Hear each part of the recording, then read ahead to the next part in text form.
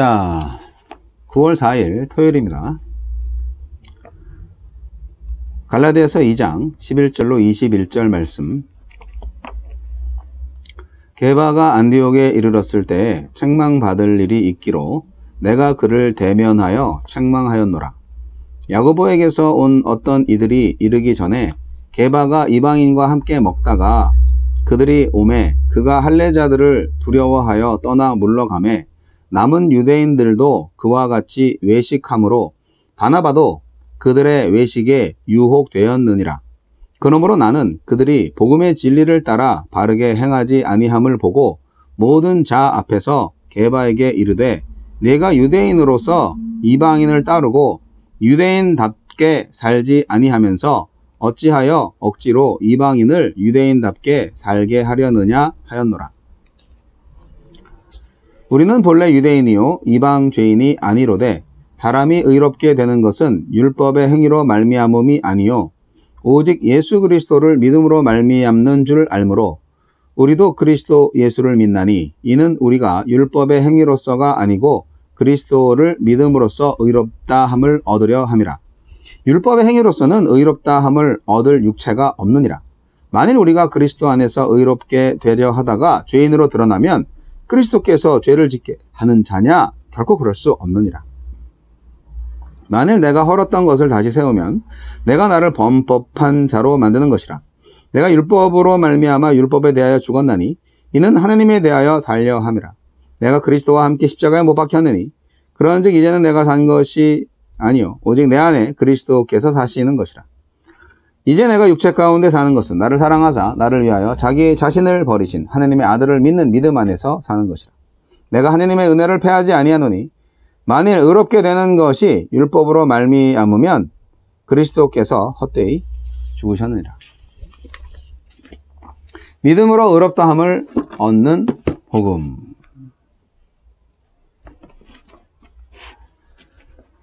바울은 할례자들이 두려워 외식하는 게바를 책망한 일을 떠올리면서 사람이 의롭게 되는 것은 율법의 행위가 아니라 그리스도의 믿음을 통해서라고 가르칩니다.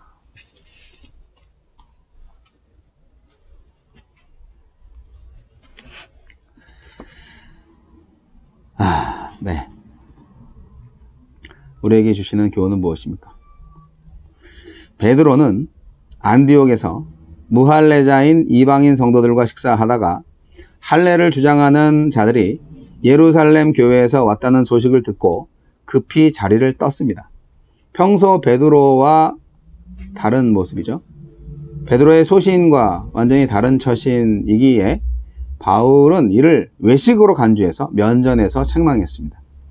예수님을 믿어 그리스도인이 된 것으로 충분한 이방인들에게 유대인처럼 살라고 강요한 것이기에 책망받을 일이었습니다. 바울의 책망은 사도 베드로의 권위를 훼손한 것이 아니라 그리스도의 복음의 진리보다 더 우선하는 것은 없어야 한다는 생각에서 나온 것입니다. 비진리와 타협하면서까지 더 중시해야 할 관계는 없습니다. 유대인들은 이방인들이 단지 유대인이 아니기에 죄인이라고 생각했습니다. 유대인에게는 율법이 있지만 이방인에게는 없기 때문입니다. 하지만 사람이 하느님 앞에서 의롭게 되는 것은 유대인으로의 기화, 율법의 소유와 준수에 달린 것이 아니라 그리스도의 믿음에만 달려 있습니다. 게바는 그것을 알면서도 할례를 강요하는 사람처럼 행동하여 위선의 죄를 범한 것입니다. 바울은 여기서 행위 구원에 대해 논쟁하는 것이 아니라 유대인의 삶의 방식을 따라야 아브라함의 자손과 하느님의 백성이 될 수 있다는 견해를 반대하고 있습니다. 믿음으로 의롭다함을 얻은 자들이 율법을 준수하지 않는다고 해서 죄인이 된다면 예수님은 그리스도인을 죄짓게 하는 그리스도가 되어버리는 셈입니다. 그리스도께서 율법을 완성하셨고 우리는 그리스도를 믿음으로 그 율법에 대해 죽고 그리스도와 함께 살아난 자들입니다. 도리어 율법 준수를 주장하는 자들이 그리스도의 믿음을 통해 얻는 구원에서 제외되고 스스로 범법자가 될 것입니다. 이제 그리스도인들은 율법을 지키며 사는 것이 아니라 그리스도의 십자가형을 당한 채로 살아가야 합니다. 우리 안에 그리스도를 모시고 그분과 연합된 채로 그분을 신뢰하며 살아야 한다는 뜻입니다. 이것이 선물로 은혜로 주신 의에 합당한 삶이며 그리스도의 죽음을 헛되지 않게 하는 삶입니다. 주여, 죄인인 우리가 의롭다함을 얻는 것이 주님의 전적인 은혜임을 고백합니다. 네, 오늘 굉장히 재미있는 성경 말씀을 보게 되었습니다. 네, 게바가 이제 베드로잖아요. 베드로인데 베드로를 바울이 옛날에 책망을 했었다는 거예요. 너 위선자야! 뭐 이러면서 책망을 했다는 거예요. 어째 그런 일이 생겼을까요? 네. 저는 뭐 충분히 그럴 수 있다고 생각을 하는데, 오늘날에는 이런 사람들이 그렇게 많지 않습니다.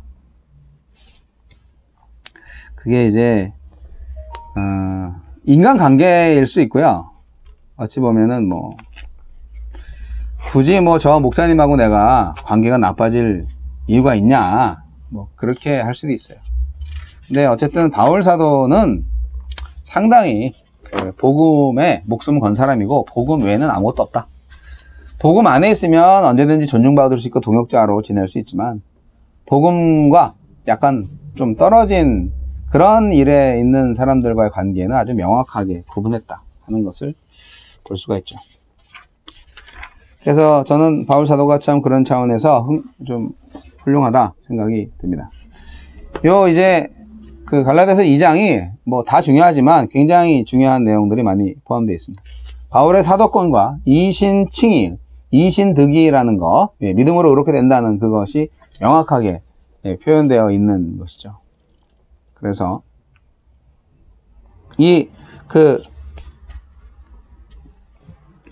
기독교회 사회에서, 기독교회 어떤 초대교회 역사에서 이런 바울과 베드로와의 갈등, 이런 사건들이 굉장히 중요한 사건이 됩니다. 나중에 이제 할례 문제를 발단으로 해서 이제 예루살렘에서 공의회가 열리는 일까지 벌어지잖아요. 그렇기 때문에 이 할례 문제는 참 중요합니다. 여하튼 이 예루살렘에서 있었던 일에 대해서 바울 사도가 이렇게 적나라하게 말을 하고 있고요. 예루살렘 교회가 바울에 대해서 인정을 했다는 것이 어제 매일 성경의 본문이었다면, 오늘은 재밌게도 나 베드로를 책망했었어 그렇게 말하는 베드로를 책망한 바울의 이야기를 우리가 볼 수가 있습니다. 이게 이제 바울이 베드로를 책망한 이 오늘 말씀이 안디옥 에피소드라고 해요. 이 안디옥 에피소드는 그야말로 초기 기독교 교회 시대에 일어났던 아주 생생한 사건을 재현하고 있어요. 뭐 이런 내용이 참 재밌다 생각이 듭니다만, 뭐 그냥 성경에 기록된 대로 그대로 받아들이는 게 좋아요. 그래서 그건 이선이다. 할례를 받아야 뭐 구원을 받는다라고 주장하는 예루살렘 교회 지도자들이 오니까 안디옥에서 안디옥 교인들과 같이 밥 먹고 있던 베드로가 스르륵 자리를 뺐다. 도망갔다. 왜냐하면 이방인들과 함께, 할례를 받지 않는 사람들과 함께 식사하는 것을 보이고 싶지 않아서. 그게 어떻게 보면 뭐 예의일 수도 있고, 어떻게 보면 눈치가 빨라서 그런 그 교리주의자들과 전통주의자들과 부딪히고 싶지 않아서 그랬을 수도 있는데, 근데 그것이 복음의 거침돌이 된다면 그것은 죄인 것이죠. 복음의 거침돌이 된다고 판단을 했고, 바울은 그것에 대해서 베드로를 굉장히 책망을 했습니다. 우리도 이런 바울의 용기가 필요합니다. 우리는 바울처럼 복음을 통해서, 여러분, 우리는 믿음으로 의롭게 됩니다. 뭐 할례, 뭐 율법 이런 걸 통해서 의롭게 되는 게 아닙니다. 유대인들은 할례와 율법을 굉장히 중요하게 생각했습니다. 근데 이것이 그 행위로 똑같은 의미로 이게 해석될 수는 없습니다. 율법은 율법이고 행위는 행위예요. 우리가 구원받은 자로서의 행위가 필요한 부분이 있습니다.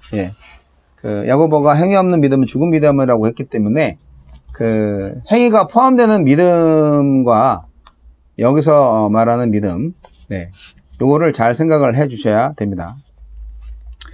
이게 잘 생각을 해서 정확히 믿고 정확히 알게 되면 우리가 오늘날 기독교인들이 이렇게 위선적인 삶을 살지 않았을 수도 있다라는 생각을 해보기도 하는데요. 너무 믿음이라는 게 개념적인 거로 생각이 들잖아요. 내가 나 믿어 라고 말을 하면 그건 정신적인 거고 말뿐이잖아요.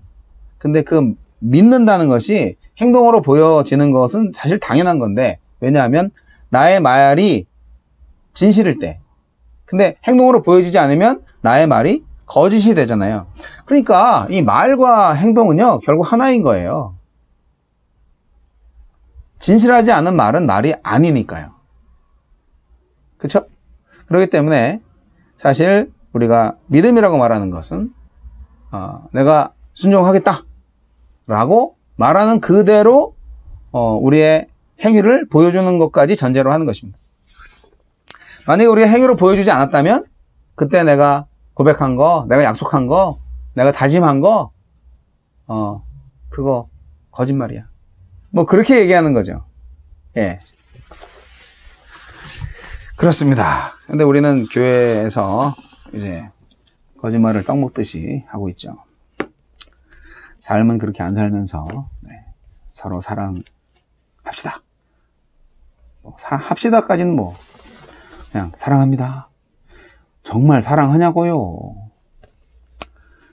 자, 우리의 주님으로부터 받은 의가 어디서 왔습니까? 네, 율법의 행위에서 온 것이 아닙니다. 오직 그리스도를 믿음으로 말미암는 것입니다. 믿음이라는 말 자체가 정말 문자적인 의미에서 인간의 의지의 결단을 요구하기 때문에 믿음에 대해서 우리가 오해할 수가 있는데, 여기서 말하는 믿음, 성경의 믿음은 인간 의지의 결단에 의해서 나오는 것이 아니라 에베소서 2장 8절 말씀처럼 하느님의 선물이라고 바울 사도는 말하고 있습니다. 여러분 생각해 보세요. 그 아브라함의 아내 사라가 나이가 늙어서 이제 태가 끊어졌는데 거기에서 잉태하는 힘을 얻었다라고 되어 있어요. 무엇으로? 믿음으로. 오 마이 갓. 그 믿음이 뭐예요? 아 그래? 난 아기 낳을 수 있어. 난 믿어. 그렇게 말을 했다고 해서 그 믿음이 그대로 워킹하는 믿음인가요? 이게 중요합니다. 창세기 기록 중에 사라가 아이를 낳을 것이라고 확신했다는 구절이 없어요. 그러니까 이 믿음은 사라의 믿음이 아니에요. 사라는요 오히려 하나님의 세 천사가 1년 후에 아들을 낳을 거라고 말을 하니까 속으로 비웃었어요. 창세기 18장 12절 말씀.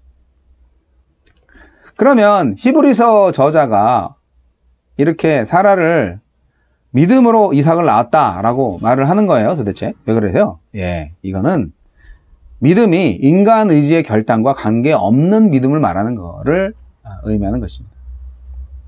이 믿음은 하나님께서 우리를 무조건적으로 선택해 주신 사실과 일맥상통합니다. 우리가 그리스도를 구주로 믿는다는 것은 우리 의지와는 상관없이 하나님께서 우리를 택하셔서 자녀로 선택했음을 의미합니다. 예, 헷갈리시죠?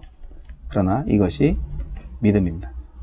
그래서 우리가 의롭게 되어서 구원에 이르게 된 것은 오직 하나님의 은혜다 하는 것입니다. 율법의 행위가 인간의 의지를 통해서 나온 것인 반면에 그리스도를 믿는 것은 전혀 우리의 의지와 상관이 없습니다. 하나님에게서 난 이 믿음이 없으면 하나님과 우리는 아무런 상관이 없습니다. 이스라엘 백성들도요, 걔네들이 뭐 믿음이 있어서 뭐 구원받았어요? 아니에요. 하나님께서 믿음을 주신 거예요. 그러니까 이 믿음이라는 말이 헷갈려요. 예, 그래서 그냥 은혜라는 말로 바꿔도 좋을 것 같아요. 하나님이 그냥 무조건적으로 그대로 선택을 했어요. 그리고 구원하셨죠. 예. 그 선택의 징표로 하나님이 율법을 주신 거예요. 그 선택의 징표로 할례 의식을 명하신 거예요. 원래 언약은 쌍방 간의 합의로 이루어지죠. 네. 하지만 하나님의 언약은 인간의 어떤 의견이나 이런 거랑 전혀 상관없어요. 인간과 합의하는 게 아니에요. 그냥 일방통행입니다. 하나님의 주권적인 선택, 주권적인 결정으로 이루어진 계약이에요. 이 언약에 의해서 이스라엘 백성은 하느님의 거룩한 백성으로 인정받을 수 있었습니다. 바로 이런 차원에서 우리가 사도 바울이 말하는 믿음이 오직 하느님의 은혜로 이루어지는 하느님의 선물이라는 것으로 이해를 할 수가 있습니다. 사랑하는 성도 여러분, 우리가 하느님에 의해서 주권적으로 선택되었다는 것을 믿으십니까? 네. 우리가 구원받는데 우리의 어떤 행위나 의지가 조금이라도 개입이 된다고 생각하십니까? 네. 차원이 다른 문제입니다. 우리는 성경을 읽을 때 이렇게 문자에 얽매여서 문자 그대로 자의적으로 해석하시면 안 됩니다. 우리는 성경 가운데서 말씀하시는 하느님의 음성을 들을 수 있어야 합니다. 하느님의 영광으로 기록된 성경을 읽으면서 문자에 얽매이거나 또 다른 인간의 학문적 해석에 걸리면 하느님의 음성을 들을 수가 없지요. 우리는 오직 성령의 도움을 받아서 성경에서 말씀하시는 하느님의 음성을 듣고 그분의 뜻을 발견해야 합니다. 물론 신학자에게 성령이 임하시면 그 신학적인 접근으로 하느님을 더 잘 알 수도 있죠. 사도 바울은 구약 성서를 읽을 때 문자에 얽매이지 않았어요.